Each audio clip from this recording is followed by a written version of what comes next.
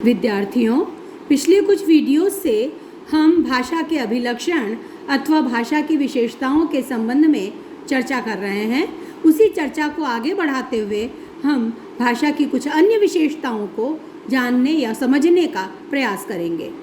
तो भाषा की एक और विशेषता हम आज लेते हैं, वह है भाषा सहज और स्वाभाविक क्रिया है। भाषा का स्वाभाविक विकास होता है, न कि आकस्मिक उद्भव। भाषा बनाई नहीं जाती, उत्पन्न नहीं हो जाती एकाएक। भाषा सहज स्वाभाविक गति से विकास को प्राप्त करती है, उसका स्वाभाविक विकास होता है। और भाषा को सीखना भी सहज और स्वाभाविक रूप से ही हुआ करता है। उसके आसपास जो भाषा प्रचलित होती है उसे वह सहज स्वाभाविक रूप से ग्रहण करता है। और अन्य विदेशी भाषाओं जैसे विदेशी भाषाओं या शास्त्रीय भाषाओं को सीखने में मानव को अतिरिक्त प्रयास करना पड़ता है। आसपास प्रचलित भाषा है उसे तो वो सहज स्वाभाविक तरीके से अनुकरण द्वारा सीख लेता है, लेकिन अन्य विदेशी भाषाओं या शास्त्रीय भाषाओं को सीखने के लिए उसे अतिरिक्त प्रयास करना पड़ता है। सभी चाहे निरक्षर हों, असभ्य हों, अपने आसपास प्रचलित भाषा सीख लेते हैं। मनुष्य का स्वभाव है, वो निरक्षर हो सकता है, असभ्य हो सकता है, लेकिन भाषा का प्रयोग वह जानता है। आसपास जो भाषा प्रचलन में होती है उसे वो सहजता से सीख लेता है और प्रयोग भी करता है। मनुष्य अनुकरण द्वारा अपने आसपास की भाषा सीखता है। इतना ही नहीं, दूसरी भाषा भी जब प्रयत्न द्वारा वह सीख लेता है और उसके अधिकार में आ जाती है तो उसका प्रयोग भी वह सहज भाव से करने लगता है। जब विदेशी भाषाएं जिनको मनुष्य सीख लेते हैं तो सीखने के बाद जब उनके प्रयोग में आ जाती है तो वह भी सहज स्वाभाविक रूप से उसके प्रयोग में आने लगती है। हम ग्रामीण क्षेत्र के लोगों की भाषा पर गौर करें, उदाहरण से इस बात को समझ सकते हैं, तो देखते हैं कि किस प्रकार से कितने ही अंग्रेजी शब्द उनकी भाषा में, बोलचाल में सहजता से उनकी ही शैली में प्रयुक्त हो रहे हैं। बहुत देखने में आते हैं, जबकि उस क्षेत्र की, ग्रामीण क्षेत्र की भाषा आमतौर पर या तो कोई जो भाषा है या बोली है उसका क्षेत्रीय रूप है, क्षेत्रीय बोली है, या फिर हिंदी है, लेकिन उसमें हिंदी के ही नहीं अंग्रेजी के भी न जाने कितने शब्द जब क्योंकि आसपास प्रयुक्त हो रहे हैं तो समाहित हो गए हैं और वो अपने तरीके से, अपनी शैली में, अपने अनुसार उनका प्रयोग भी करता दिखाई दे जाता है। भाषा जैसी स्वाभाविक प्रक्रिया से सीखी जाती है, वैसे ही स्वाभाविक रूप से भाषा समाज में विकसित भी होती है।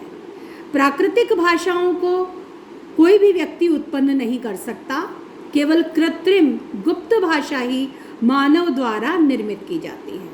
प्राकृतिक भाषाएं तो सहज रूप में ही विकसित हुआ करती हैं, लेकिन कुछ कृत्रिम भाषाएं भी होती, जैसे गुप्त भाषा या कूट भाषा होती है, उसे मानव बनाता है, मानव द्वारा निर्मित की जाती है, क्योंकि वह विशेष उद्देश्य से निर्मित की जाती है।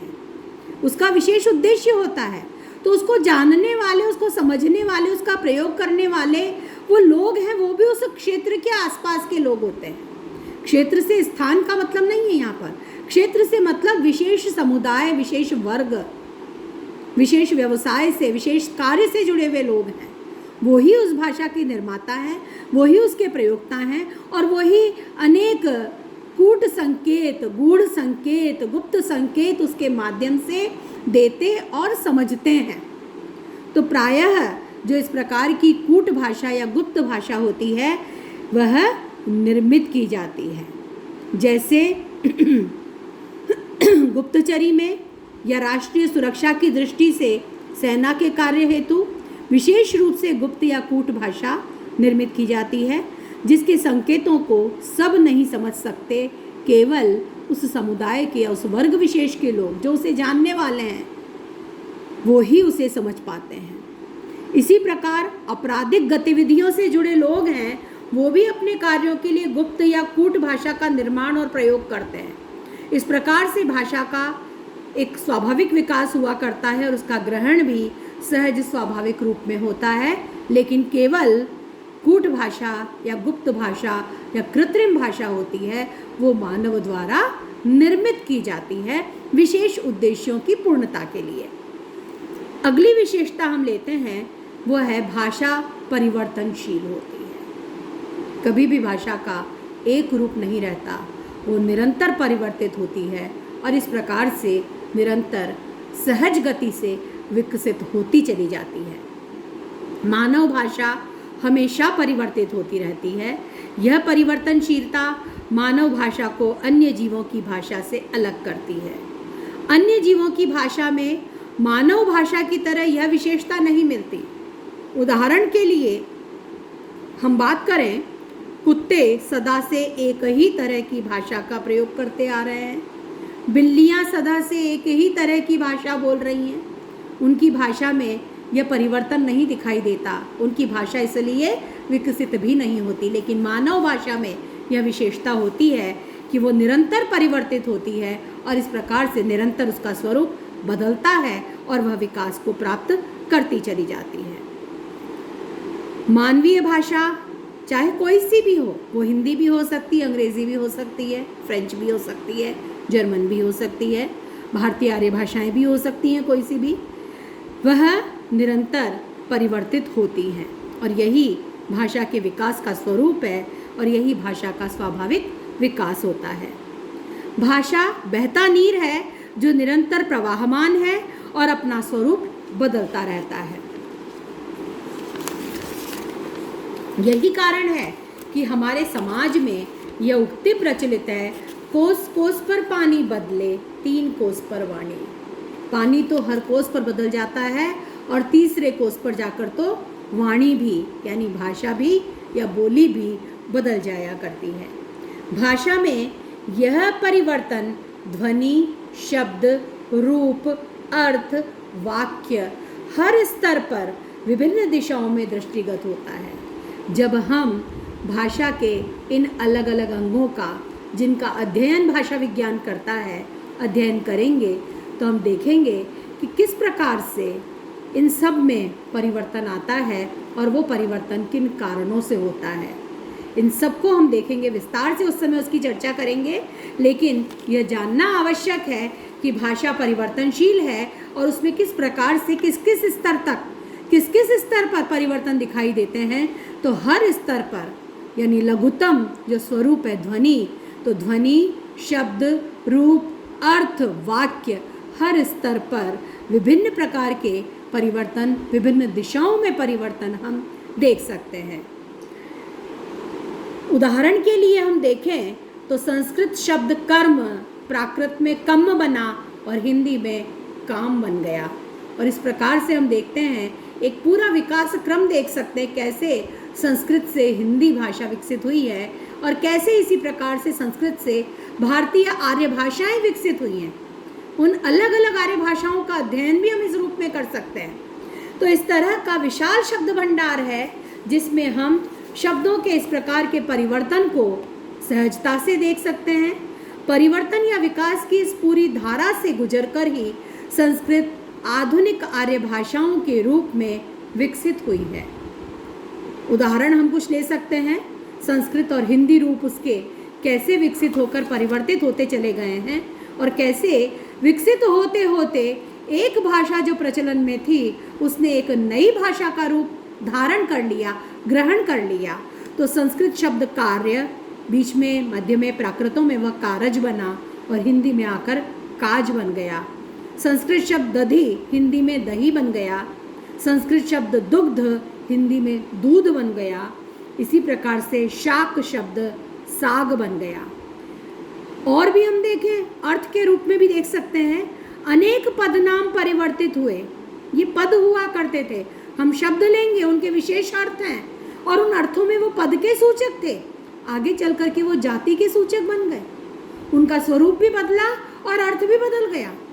जैसे ध्वनि के स्तर पर परिवर्तन हुआ और अर्थ के स्तर पर भी यह परिवर्तन हमें दिखाई दे जाता है। जैसे उपाध्याय पद था शिक्षक का, आचार्य का, लेकिन इससे बना शब्द झा, उपाध्याय से उपाध्याय बना है, आगे चल करके फिर उसका झा रह गया है परिवर्तित होते होते, और झा शब्द जाति सूचक शब्द है। इसी प्रकार चतुर्वेदी, चारों वेदों का ज्ञाता चतुर्वेदी कहा जाता था, जिसका 24 शब्द बना और वह भी जाति सूचक है। द्विवेदी, 2 वेदों का ज्ञाता, उससे दुबे बन गया, वह भी जाति सूचक है। इसी प्रकार से त्रिवेदी, 3 वेदों का जानकार, वह भी तिवारी बना उससे, और यह भी एक जाति सूचक शब्द बन गया। तो यहाँ हमने देखा किस प्रकार से ध्वनियों में ही परिवर्तन नहीं हुआ है, ध्वनि परिवर्तन के साथ साथ अर्थ परिवर्तन भी हुआ है। हम पूर्व में भी चर्चा कर चुके हैं, असुर शब्द जो पहले देवताओं का वाचक था, आगे चल कर के वह राक्षसों का वाचक बन गया। तो इस रूप में भाषा में हम ज़्यादा विस्तार में यहाँ नहीं जाएंगे, क्योंकि अभिलक्षणों की हम चर्चा कर रहे हैं। तो एक परिवर्तनशील है, निरंतर परिवर्तन होता है। कुछ उदाहरण हमने देख लिए। आगे जब इनका अलग अलग अध्ययन करेंगे, रूप का, अर्थ का, शब्द का, ध्वनि का, वाक्य का, तब हम इन परिवर्तनों को और विस्तार से देखेंगे, किन किन दिशाओं में, किन किन कारणों से कैसे कैसे परिवर्तन भाषा में हुआ करते हैं। तो हिंदी भाषा के प्रयोग को हम देखें तो उसमें भी समय समय पर परिवर्तन होते रहे हैं। और परिवर्तन की प्रक्रिया, अब आप देखिए, अब हिंदी भाषा बन गई है, हिंदी भाषा प्रचलन में है। संस्कृत से विकसित होते होते हिंदी का प्रयोग हुआ, और हिंदी के भी हम अलग अलग युगों में अलग अलग रूप बड़ी आसानी से देख सकते हैं। यदि हम प्राचीन हिंदी को देखें तो उसका जो रूप था वो आज की हिंदी का नहीं है। आज की जो हमारी हिंदी है, आधुनिक काल की जो हिंदी है, उसका स्वरूप बिल्कुल बदला हुआ दिखाई देता है। तो ऐसे में निरंतर उसमें परिवर्तन जारी है। यही कारण है कि प्राचीन काल की और वर्तमान की हिंदी के स्वरूप में भी हमें अंतर दिखाई देता है। विश्व की सभी भाषाओं में इस प्रकार के परिवर्तन को हम देख सकते हैं। जैसे चौसर और शेक्सपियर की अंग्रेजी में अंतर दिखाई देता है। चौसर की जो अंग्रेजी थी वो शेक्सपियर की नहीं है, और शेक्सपियर की जो अंग्रेजी थी वो आज की अंग्रेजी नहीं है। आज की अंग्रेजी जो प्रयुक्त हो रही है उसमें भी हम पर्याप्त अंतर देख सकते हैं। और इतना ही नहीं, वर्तमान में भी इंग्लैंड की अंग्रेजी, अमेरिका की अंग्रेजी और भारत की अंग्रेजी, उनमें भी पर्याप्त अंतर हम देख सकते हैं। तो देशी और विदेशी हिंदी में भी अंतर है। भारत में जो हिंदी बोली जाती है उसमें, और विदेशों में जो हिंदी भाषी लोग हिंदी बोलते हैं उसमें भी अंतर देख सकते हैं। और इतना ही नहीं, भारत के भी विविध प्रांतों में बोली जाने वाली हिंदी का भी अलग अलग स्वरूप हम आसानी से देख सकते हैं। इस प्रकार परिवर्तनशीलता भी भाषा की एक शाश्वत विशेषता है। आगे हम भाषा की कुछ और विशेषताओं को देखने का प्रयास करेंगे।